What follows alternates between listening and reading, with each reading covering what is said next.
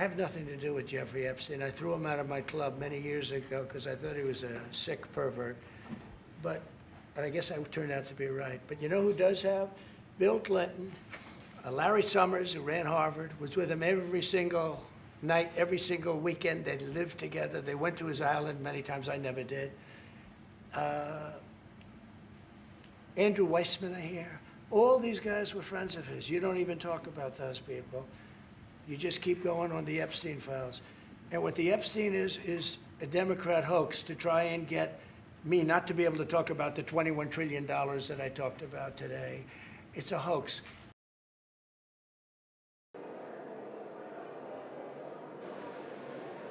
On this vote, the yeas are 427, the nays are 1. 2/3 being in the affirmative, the rules are suspended, the bill is passed, and without objection, the motion to reconsider is laid on the table.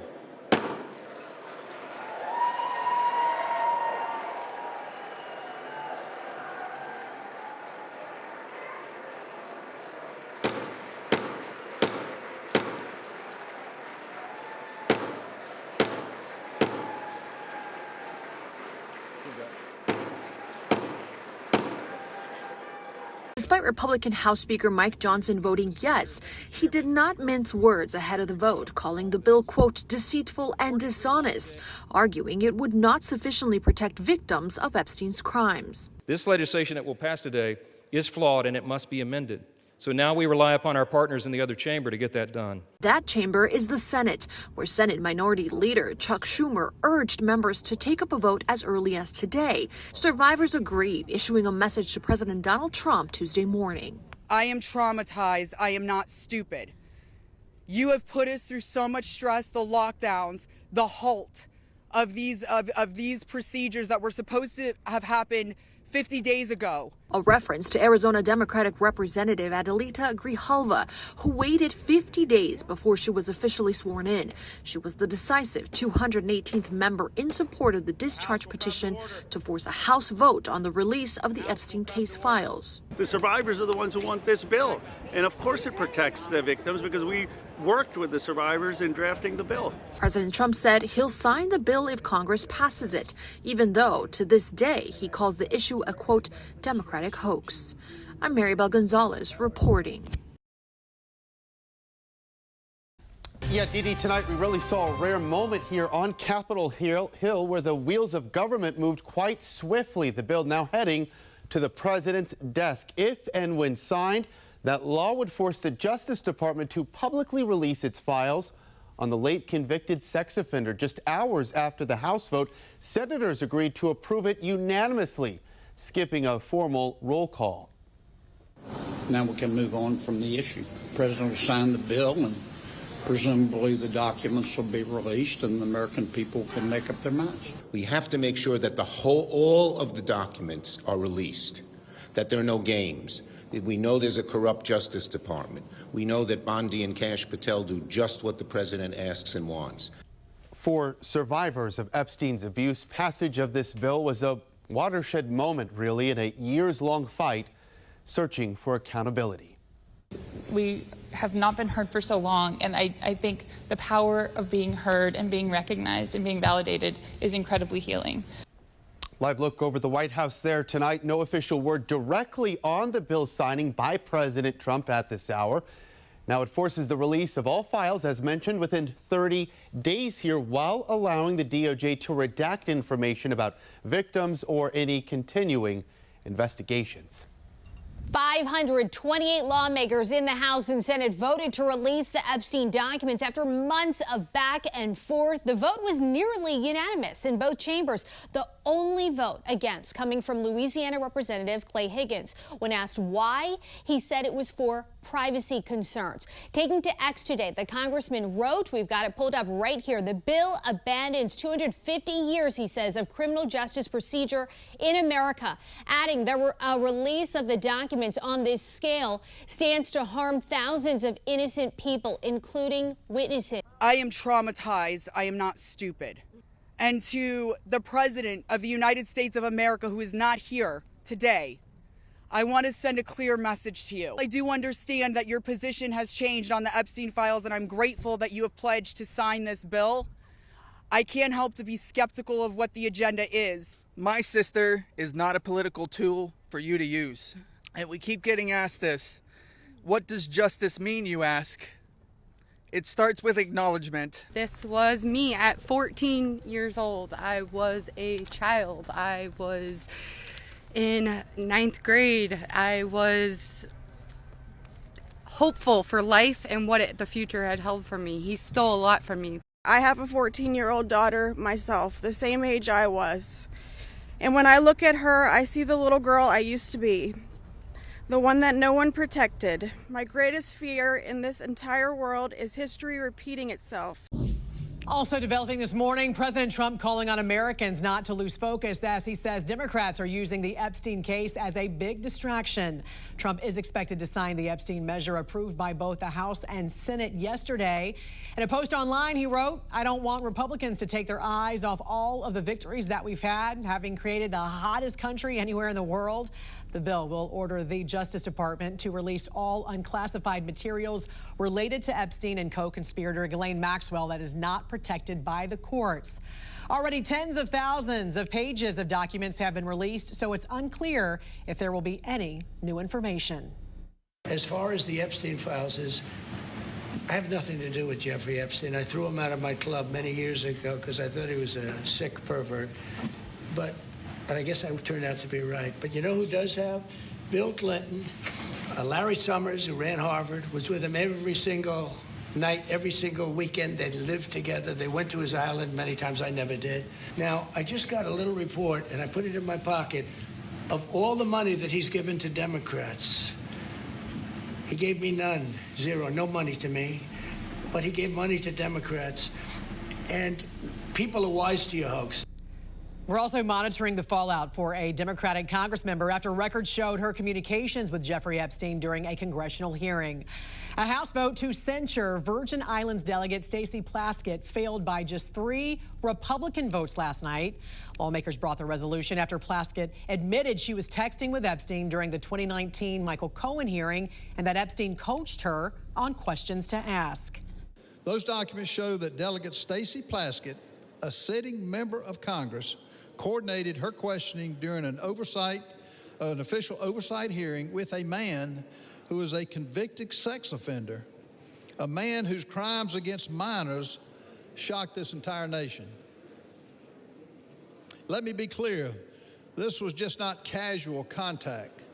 There were deliberate communications, and they shaped her official line of questioning in a congressional hearing.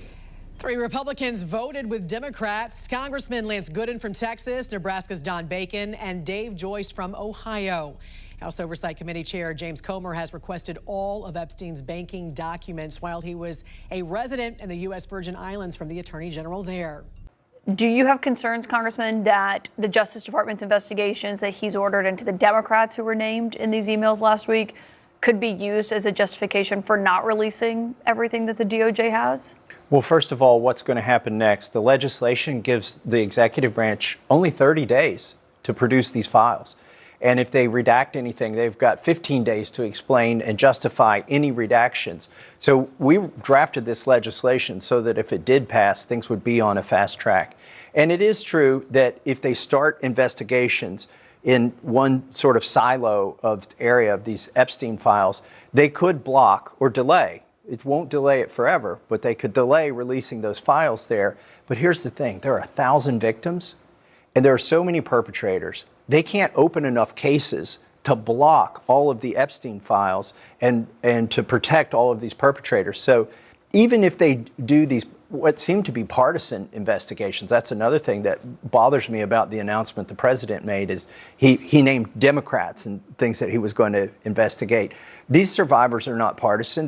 They don't belong to one party, and the perpetrators aren't either. And so this shouldn't be about political divide. So I hope that that was sort of a bluff, and I hope that the DOJ will release all the files. But even if they start investigations, they don't have enough investigators to block all the Epstein files. The Speaker has promised to be a rubber stamp for the President, and in doing so has atrophied the powers of the legislative branch. I think this is an overdue moment. The Speaker was drugged to it kicking and screaming, but here we are, and it's not necessarily a rebalancing of the branches of government, but a rebalancing of the people against the executive branch or against the people who've controlled Congress. The people voice is spoken, and the survivors have been compelling. If we can't fix this problem, which all the people want us to fix, I don't think we could fix any problems. If he had real concerns, he could have introduced his own legislation. Look, the reason they're in there debating this is we drug them kicking and screaming into it. They hated it. They've tried to stop it the whole time. It fails to fully protect victim privacy. It could create new categories of victims. It potentially jeopardizes grand jury secrecy. It fails to prohibit release of child sexual abuse materials that are not appropriately defined in the legislation. It jeopardizes future federal investigations, and we have national security concerns regarding classified information. We need to say clearly for the record, as the Speaker of the House, I'm saying to you, this legislation that will pass today is flawed and it must be amended. The question is, why didn't we amend it here before we passed it? Because the authors won't allow it. Because under the rules of the House, under a discharge petition, they have to agree to consent for the legislation to be amended, and they're not doing that. So now we rely upon our partners in the other chamber to get that done. I ask unanimous consent that when the Senate receives H.R. 4405, the Epstein Files Transparency Act from the House, the Senate proceed to its immediate consideration, the bill be considered read 3 times and passed with no intervening action or debate, and the motion to reconsider be considered made and laid upon the table. Is there an objection? Without objection, so ordered. The Senate has now passed the Epstein bill as soon as it comes over from the House. They've taken a text exchange which shows no participation, no assistance, no involvement in any illegal activity, and weaponized it for political theater. Because that's what this is. This has been reviewed by federal courts. Any charges, victims who initially had a case against me dismissed it on their own without prejudice. You don't want to talk about what is really happening here. Your attacks on working families, your protection of powerful predators and corporate criminals. You want to talk about texting felons? How often do you text President Donald J. Trump? That's the individual we should be concerned about. This resolution, this effort to censure Delegate Plaskett, to rip away her membership on the Intel Committee, is nothing more than a political stunt by a desperate, failed candidate for governor, trying to pander to the people back in South Carolina. Nothing more than that. You want to make the statement about who's brought disgrace to the House? The actions of this House Republican majority have brought disgrace to the House of Representatives from day one of this presidency. The actions that you continue to engage in will have consequences. Consequences today, consequences tomorrow, consequences next week, consequences next year, and certainly consequences when the American people throw this House Republican majority out in the aftermath of the election next November. Be very careful about the extreme actions that you continue to engage in. The House has now spoken in an overwhelming fashion, and Senate Republicans must step up. Because the public is fed up with waiting around to get to the bottom of the Epstein files. The Senate should move without delay to pass it unamended and send it on to the President's desk to be signed into law. We should pass this bill as soon as possible, as written, and without a hint of delay. We have to make sure that all of the documents are released, that there are no games, that we know there's a corrupt Justice Department. We know that Bondi and Kash Patel do just what the president asks and wants. And we Democrats, I just had a meeting of 10 of my colleagues, are going to do everything we can to make sure all of it comes to light, and they don't hide evidence against anyone who might be incriminated by these documents.